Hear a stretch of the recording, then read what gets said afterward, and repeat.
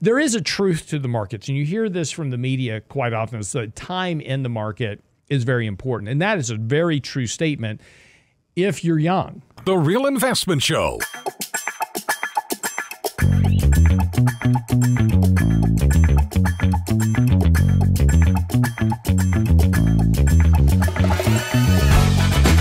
So I get a lot of emails every day. Lots of emails every day. And I answer every email every day. So if you ever send an email and I don't respond to you by the end of the day, I didn't get it, right? Something happens in cyberspace and it didn't come in. So if you never get a response to an email, either it was a stupid question, doesn't deserve a response. I'm joking. I even answer those emails. I'll just say that was a stupid question.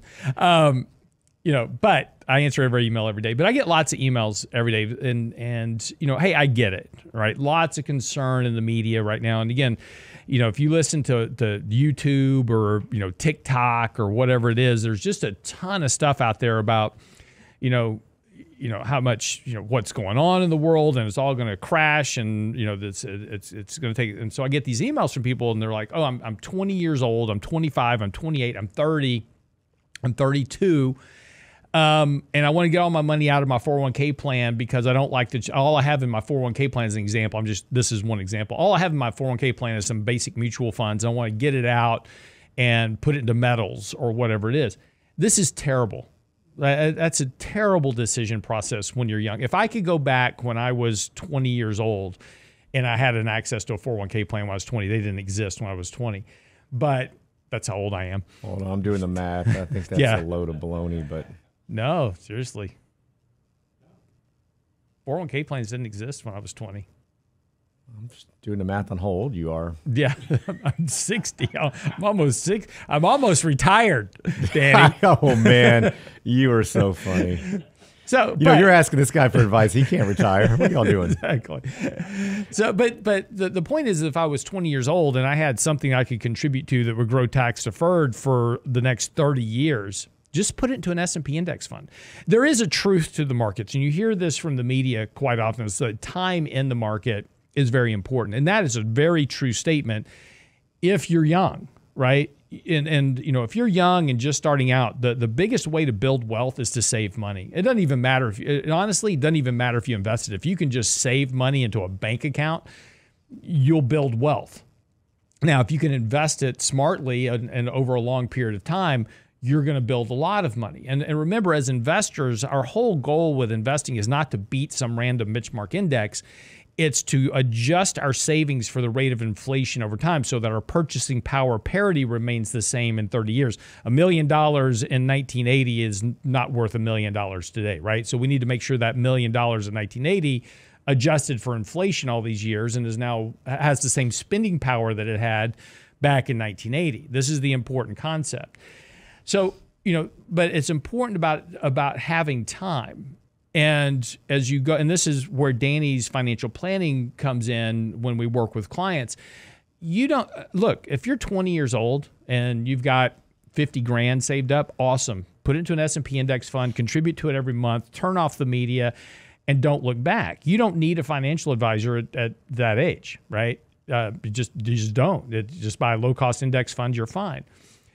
Now, once you get to be 45, 40, 45, you've built up a nest egg, you're heading towards 50, you've got a nest egg built up, and your time to retirement is becoming much shorter. Now it becomes important to manage risk because you can't live through a big downturn in the market. You can't lose 50% of your money and then try to get it back before retirement. There's just you don't have the time. See, time is the key component here.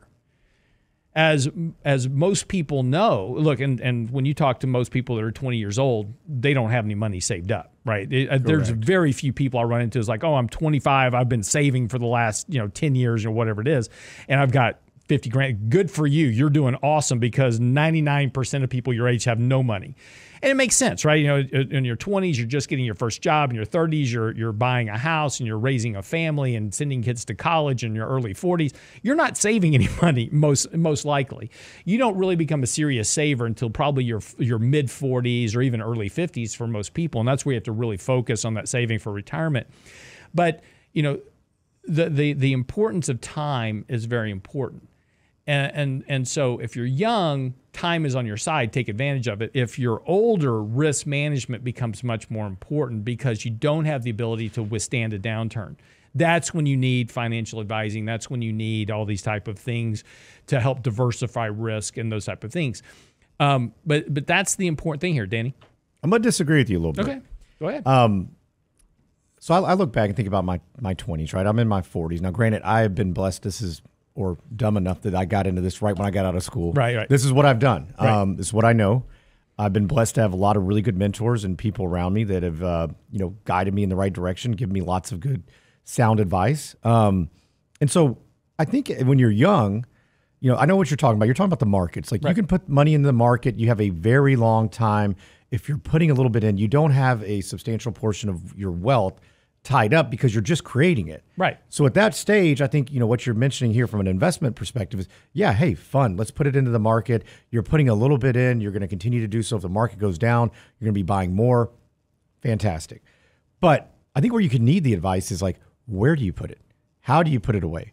No, that's the financial planning side. Yeah, absolutely. Yeah. What options are you using? And even with the funds, I think that we need to be cautious with that. And, I talk to people who are younger as well, and they're like, hey, if I'm just going to put it into this. Well, great. Well, they may put everything into international. International could be, in the dumps or going into the dumps. You may say, hey, that may not be the best place to be. Maybe we want to be over here. Doesn't mean we're not still invested. We may just be in differently, investing differently. So, but I think the main thing with that is from a financial planning perspective, there's a lot of things that you need to do to make sure you're taking advantage of. I mean, I would encourage somebody young to say, hey, go find mentors and go find mentors in different age groups. Find somebody, if you're 20, find somebody in their 30s, 40s, 50s, 60s, because they're all going to give you a little bit different advice because of their, everybody's experiences are going to be a little bit different. Access to different types of products, markets are all different. But I think the older you get, the more people will tell you, I wish I would have done this when I was your age. Exactly. And so I think that is very, very helpful. An advisor can tell you the things that you need to be doing right now. Like, we talked about in that second segment. Hey, look at your health savings account. Max that out. Don't use it like this. Are you or do you have access to a Roth IRA or 401k, Are you using it? Here's why I would start thinking about putting some funds here. Maybe you don't put it all. Maybe you do put everything into it. When you're not making much money, which most people when they get out of school aren't, that's probably a great thing to do, right? Because you're not getting taxed very much. That those funds you're putting in get to grow tax-free. So there's a lot of small things surrounding that. But I think the time is really crucial. And I see people make mistakes with time too, where maybe they didn't do all those things when they were younger and they're like, I'm going to retire in 3 years. I need to get super aggressive. Yep. And then we start talking about like, whoa, hang on. So we're making up for lost years that maybe you didn't contribute enough for, you didn't do the things that you thought you should have to get to where you want to be. But now you're expecting the market to make it up where, I may encourage you and say, hey, maybe, most people don't like this, maybe we need to pare back. Maybe you need to look at this differently. Maybe you need to fund a little bit more. And then look at all the avenues and what's feasible, what can you actually do versus just saying, hey, I'm going to go all in. And in certain environments, yeah, great. But what happens, my question then is, okay, let's say you make an extra 10%. Great. Is it life-changing? Probably not. Right. What if you lose 10? What if you lose 20? What if you lose 30? And now you're going into that retirement. Is that life-changing? Now you're taking distributions. Could be. Yeah. And so that's the tough part, I think, for many people to understand. And that's why that's what I'm saying. Time is so important. If you don't have a lot of time to retirement, you've got to be much more focused on risk management. And, I get these emails, like I said, I get these emails from young people and they're like, what can I do to, I've got 20 grand to invest right now. And, what can I put it in to make the most money? It's like, that's not investing. That's just speculating and gambling. The first piece of advice is pay off your debt and then never use debt again other than a mortgage. Then, start saving up an emergency fund. So you have 6 months worth of savings. Because once you do start investing, you don't want to have to be forced to tap into that, right? We talk about people tapping into 401k plans, et cetera, because they don't have any money saved up at home. So save up that emergency fund.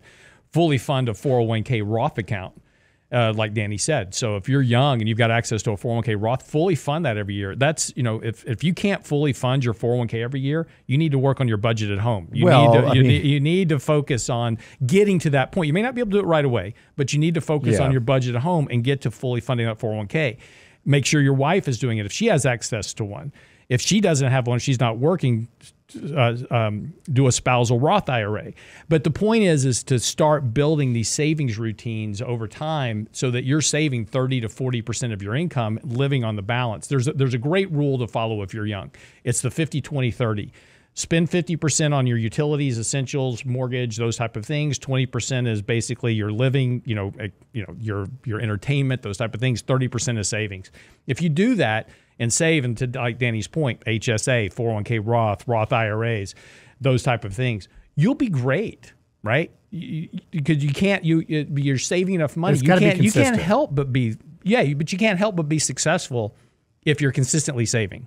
Yeah, and I think if you're doing things that aren't, so far outside the box, so many people look for the get-rich-quick schemes in there, and that's where many people get in trouble. Like, oh shoot, I lost all this, and so you got to be careful as far as how you do that as well. Where we're just being consistent with it. You're understanding the time. I see another problem. Generally speaking, with what people do, is that we may get into a bear market or a recession, and a lot of people stop their contributions. It's like, no, this is what I want you to continue to contribute. Now, if you've accumulated wealth, let's talk about how do we protect that.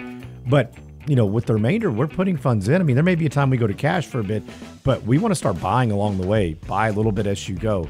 And so I think that's a struggle for many people. And listen, I understand a lot of you out there and many people, you can't fully fund a 401k. But go back, look at where your expenses are, what you have going on, and then back into those numbers. Find a way for you to get there because you're going to be much better off further down the road. Absolutely. All right, Danny, thanks so much. All right, wraps up the show for the day. Get by the website. Mike's latest article is out on the website, actually talking about employment today as well. So, again, that's on the website, realinvestmentadvice.com, where you're there. Send us your questions, comments, emails. If you need help, Danny will answer all of your financial planning questions. He's got tons of time. He really doesn't do much else around here. So send your financial planning questions to Danny. I will forward them all to him, and he'll answer those for you in detail, like very long, detailed explanations. He will help you. So, for free, even better. Realinvestmentadvice.com. Have a great day. See you back here tomorrow.